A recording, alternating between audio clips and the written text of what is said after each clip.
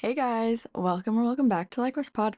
I'm Issa, and if you listened to Sam's mini last week, you'll know that I have a mini coming out this week. Well, today. Like this is my mini. Um, gosh, I have not done this in a while. Actually, I don't remember when it was, but I think my last one was what was it? Was it the half late one? I don't know. That was like a couple months ago. That was a long time ago. Um, But yeah, I'm excited to be doing this again, to be having another mini come out. They actually are a lot more fun than either Sam or I anticipated. And yeah, like we've talked about that so much before and how like we were always like, oh my gosh, could never do a podcast alone. Like so glad to have a partnership, blah blah blah blah blah. Like yes, beyond glad to have a partnership. Like I don't think I could do this every single week by myself, but like it is possible to do it alone and it is okay and it's uncomfortable, it's scary, but it is fun. So yeah. So before I get started, I'm gonna tell you my fun little drink, except it's not a fun little drink, it's just my water. But I do have a strawberry waffle because uh, I went to business Costco the other day with my mom and like they had like these strawberry waffles at regular Costco and we got them a couple months ago and I am obsessed. Okay, fun fact. I do not like pancakes. Like I just really don't. Like I don't want to say I hate pancakes because like I'll eat them sometimes, like if I'm like craving it for some reason, but I don't like pancakes. But I love waffles. And like in my family, we just make waffles the same way we make pancakes except in the waffle uh iron, you know? So literally the only thing different is the shape. It's the same mix. Like we use the pancake mix for waffles. But like I am such a waffle girly. Um yeah, anyways, so Costco doesn't have them anymore and I'm like so sad every single time we go. I'm like, "Ugh, they don't have the strawberry waffles." And so when we were at business Costco, my mom and I, when we were at business Costco, I saw them and was like, "Oh my gosh, I need these." So we got them and I'm so happy. He says a happy girl, which is so funny because it kind of goes along with my episode today.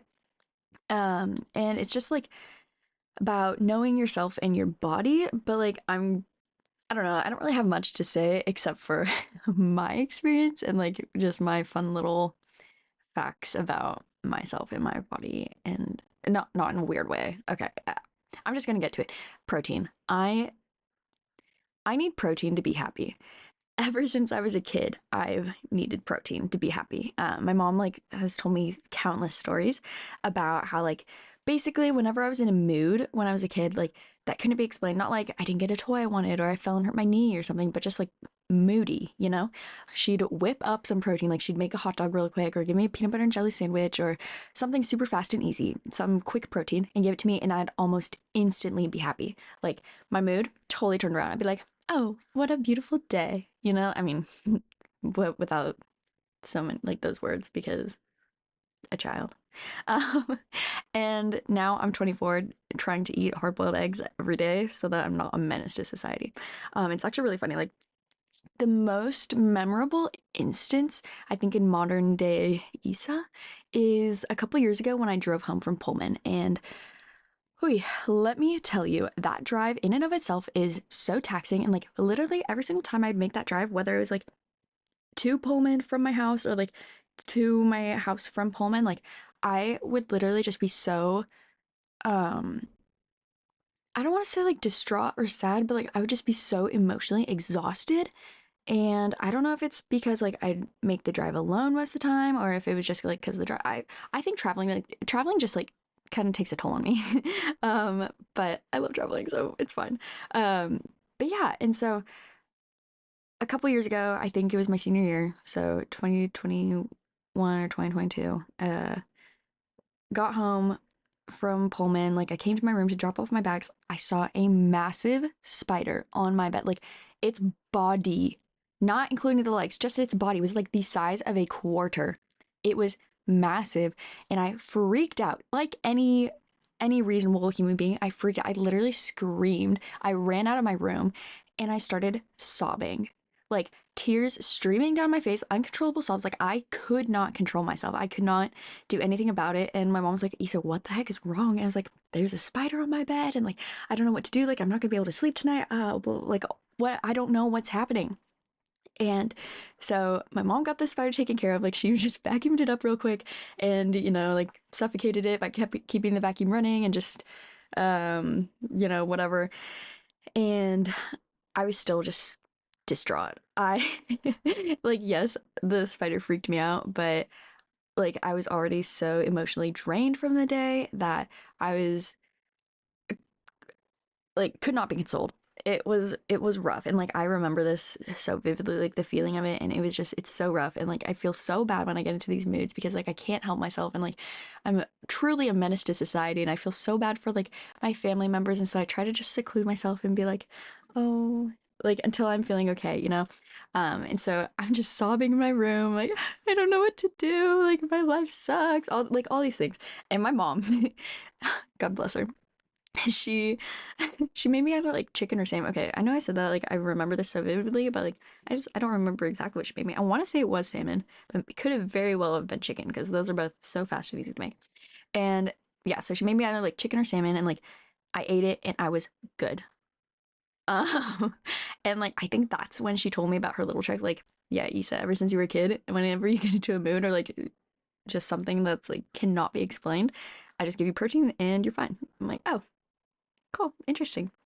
And like I've asked her about this, like if this is the same for my brother or my sister, and she said that they honestly like they weren't really picky, like they just needed some food and they were good. But also that all Olivia, like my sister, all Olivia ever wanted was candy, and you know what? That's fair. Me too. Um, but yeah, so like the purpose of this episode, like I'm just kind of talking about explaining like why I need protein to be happy. And I was like, I've always been, by always, I mean, the past couple of years that I've known about this, I've been like genuinely confused. Like, why do I need protein to be happy? Like, why can I not just have uh, a granola bar and be fine, Or why does it specifically have to be like actual, like full on protein? Yeah, PB&J is great. I love me a PB&J, but it doesn't work as well as like chicken or salmon or a hot dog or a burger or something, Like why? And so um the past couple weeks I've really thought about this a lot, and so I was like, "Oh, maybe this would be a good solo content episode to talk about because like while there isn't while it's like a really interesting subject to me, like there's not like a whole lot to say about it. But knowing me, I'll find a way."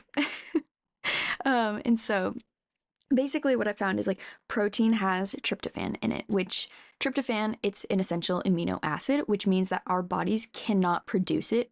So we have to eat foods that that like have it for it to be present in our bodies. Um, gosh, sorry, I don't know why that was so hard to say. So yeah, tryptophan, essential amino acid.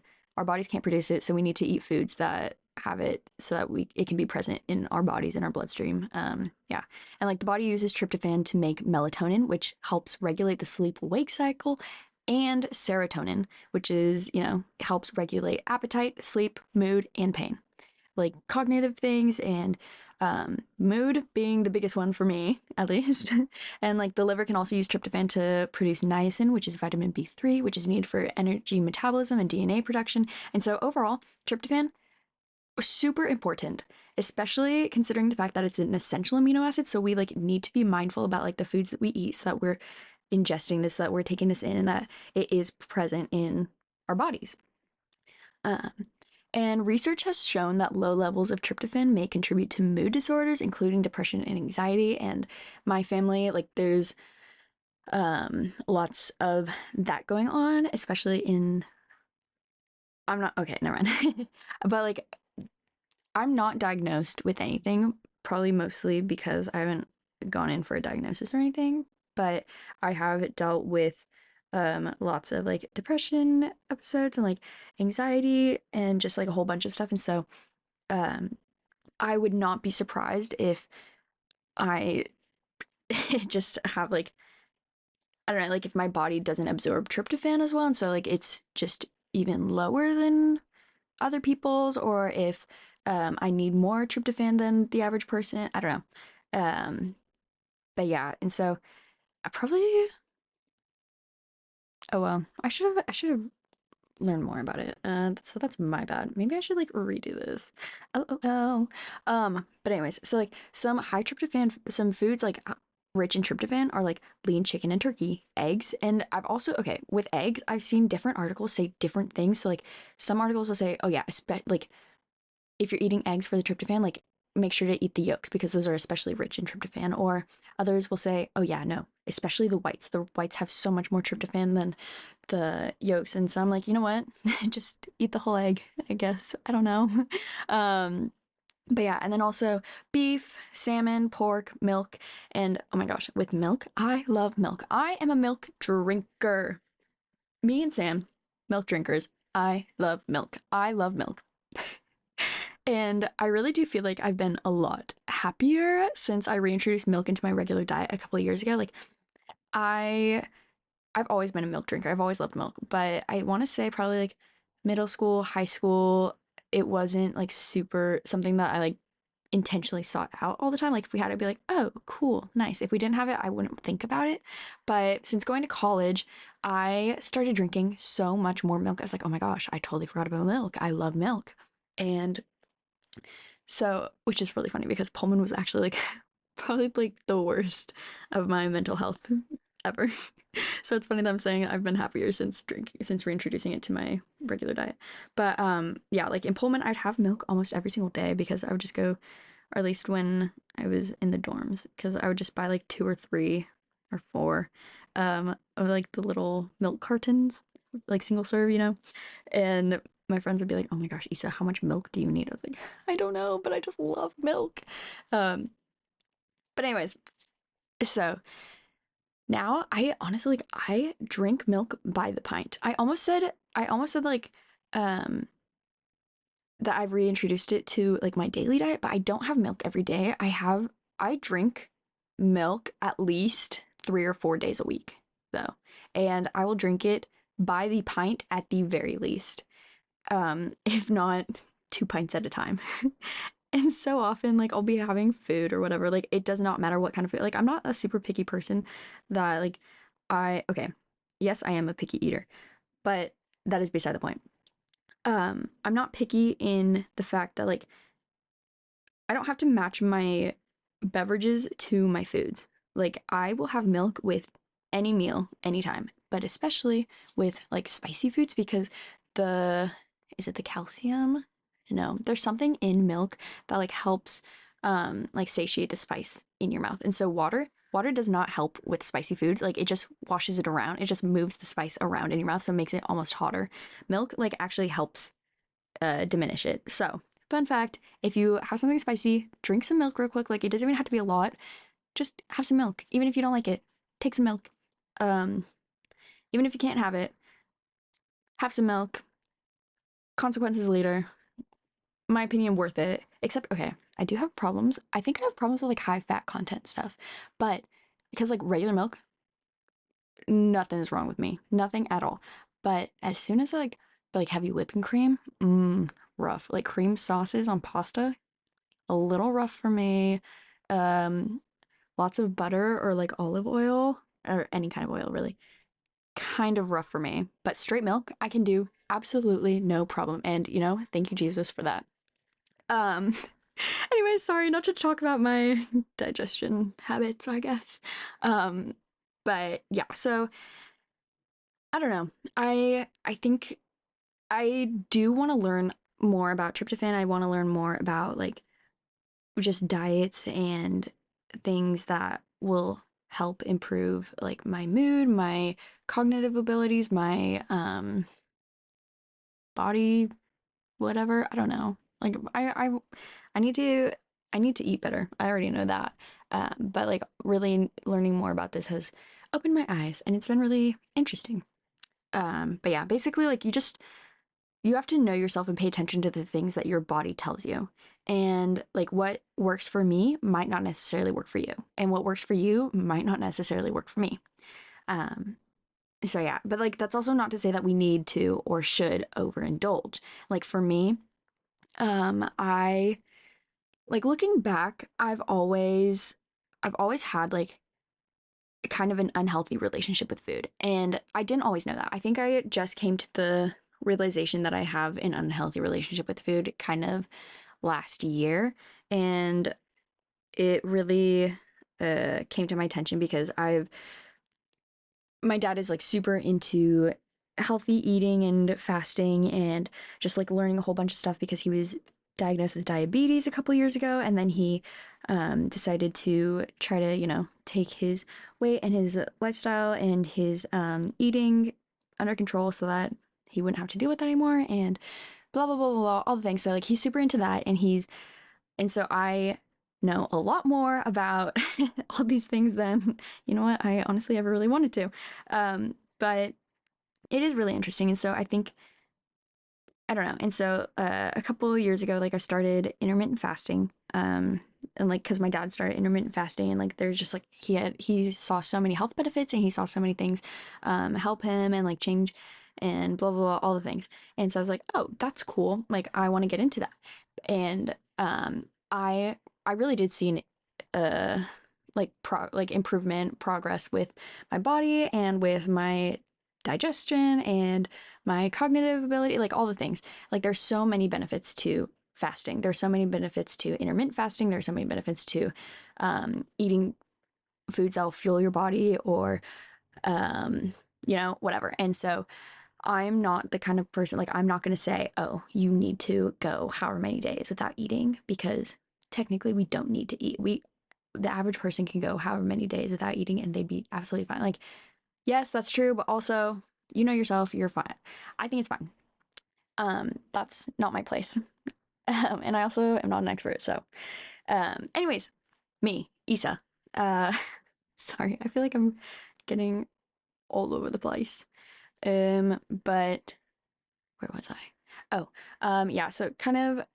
So I got really into intermittent fasting, and what that is like you have a time period during the day that you do eat, and then you don't eat outside of those hours. So I started off with like 16 hours of not eating and then 8 hours of eating in the day. So like I would go from like 11 to 7, or no, I think I did like 1 o'clock to 9 o'clock, 1 p.m. to 9 p.m. of eating. And then outside of that, like I wouldn't eat. And it's because I don't eat breakfast. I've never been a breakfast person.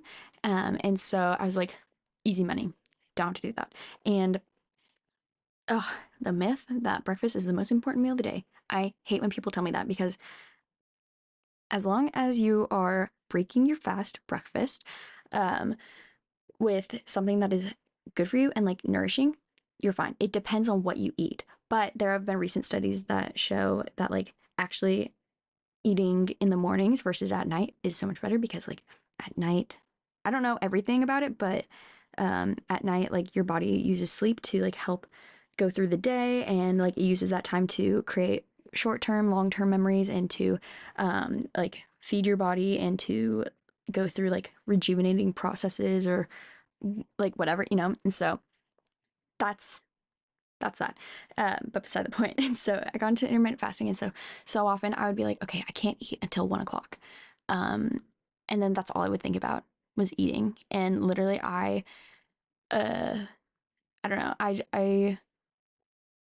I overindulge so much. Like I have always eaten to the point that I'm past full. Like my parents, they have never made my brother, sister, and I, like they've never made us fully finish a plate of food. Like if we were full, if we didn't want to eat whatever it was, like they didn't make us. Like yeah, when we're little kids, they'd be like, no, you guys need to have like a couple more bites of food, like that stuff, sort of stuff, like healthy stuff. But they've never been like, no, you're sitting here until you finish your plate. And I'm so grateful for that. But I also always feel so guilty. And so I always finish all of the food I get, because I hate wasting food, because wasting food is wasting money. And I hate that. And it makes me feel so guilty and so bad and all the things. But so getting into intermittent fasting, I I started eating just like in my 8 hour window, right?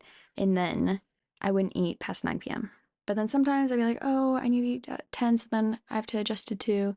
And then the next day it's like, oh, well, I can't eat at 1 now because that wouldn't be 16 hours, blah, blah. And it's like all the things. And whenever I would eat outside of my windows, I would feel so bad about myself. And like, I would be like, oh my gosh, this day is ruined. Oh my gosh, I am such a failure. Oh my, like, just so like all the things, the beneficial things about intermittent fasting, I kind of just went out the window because it was at um the detriment of my mental health.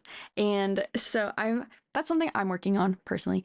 And yeah, so now I'm like trying to find like a healthy relationship with food where like I eat to right before I'm full because I know once that food digests, like I'm gonna feel full, I'm gonna feel satiated, right?